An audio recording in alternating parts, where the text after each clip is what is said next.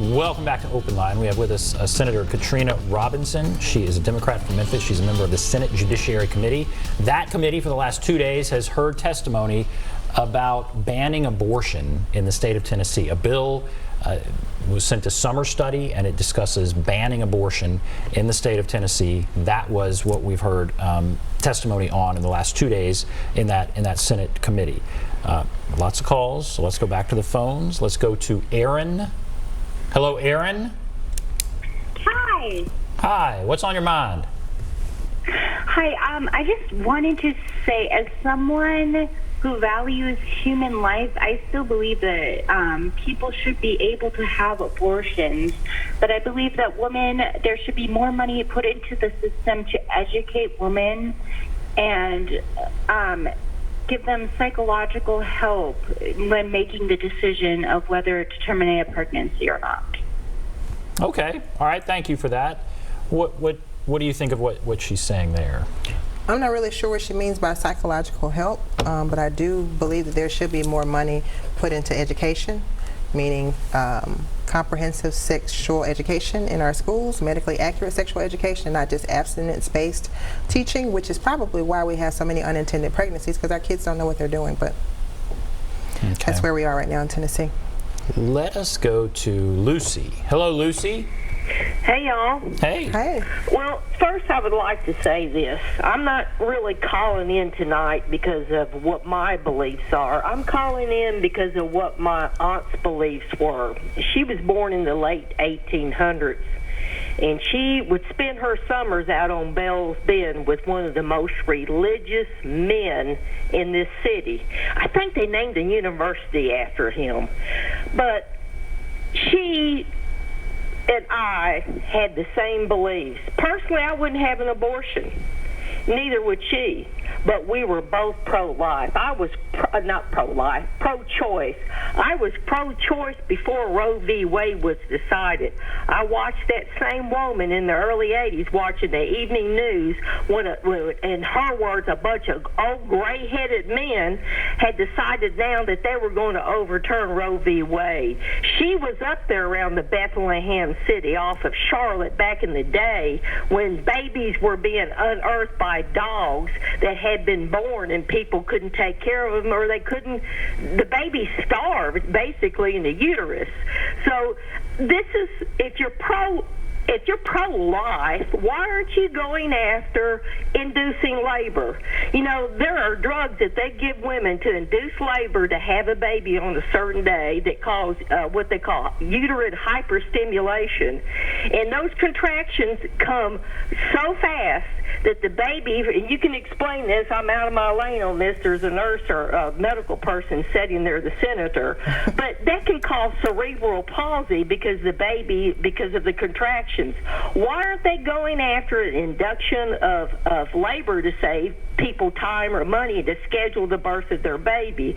I called in on the last show when the man who sponsored the heartbeat bill was on, right, and the way he explained that bill to me was nothing short of harvesting babies. He said we can remove a baby from a uterus now and it can survive outside the wound, and you know, like she said there, with or without assistance.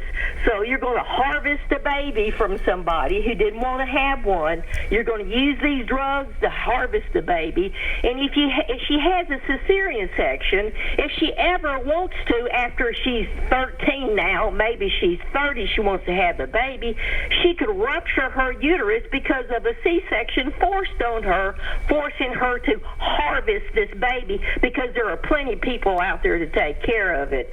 But the U.S. is the highest has the highest mortality rate of pregnant women in the industrialized countries. Britain and Canada has a better success rate with women surviving pregnancy than we do. So let's see. I've heard this argument before. You need to keep your legs shut. That's what I call that argument. Well, you know, there was a young lady up north of Nashville here that delivered a set of twins, and the man who got her pregnant was old enough in the state state of Tennessee to be her father. But she carried him, and then she smothered them. They did nothing to him, but they put her in prison. So is that what we're going to go back to? And I'm afraid so. All right, let's Lucy, thank you. A lot there, Lucy. What do you want to comment on what Lucy's saying? There's a lot there. I think Lucy has a couple of valid points, though we kind of lost it a little bit there. But I agree that there needs to be a defined objective when it comes to how do we support women who are pregnant or who are getting ready to birth a child. How do we support them financially? Because those are real issues.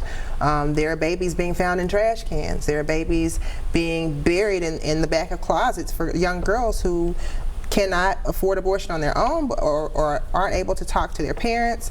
There are young girls in 5th and 6th grade getting pregnant by teachers. So there are so many things that happen that we're not privy to because that's not the lifestyle that we live and that's not what we're exposed to because we sit up on this high shelf that everyone else does not have a view of. And so I think she has a point in that, you know, there are other issues that are outside of our little purview that happen that we need to speak to when we're talking about maintaining the right of a woman to be able to have an abortion. Let's go to Deborah. Hello, Deborah. Are you there? Yes. Go right I'm ahead. Here. Go right ahead. What's on your mind? Well, I want to thank Senator Robinson for being there. I sat in the hearings both days. I was there yesterday and today, and really appreciated Senator Robinson's support for women and her very keen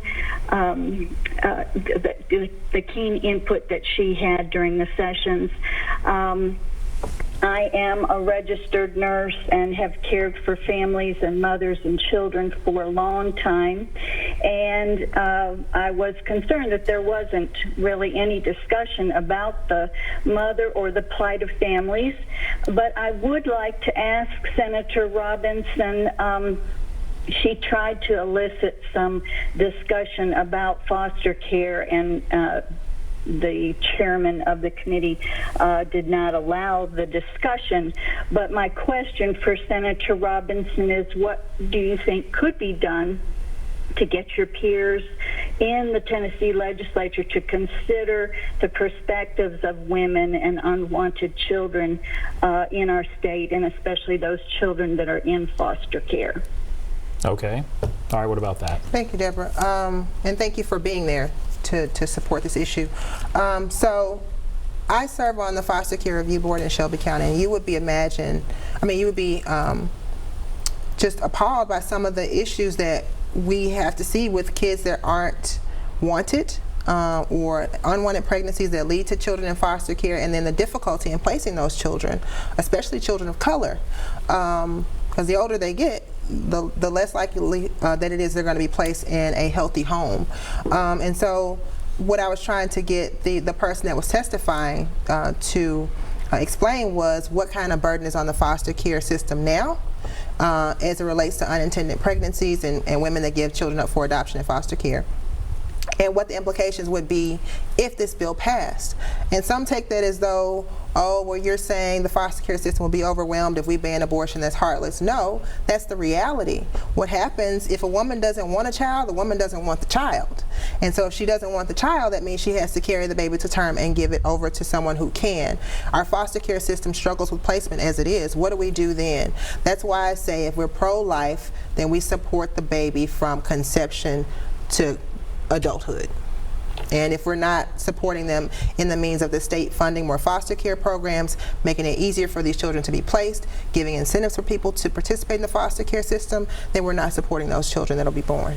All right, we will take a break. We'll be back right after this. Take more calls right after this.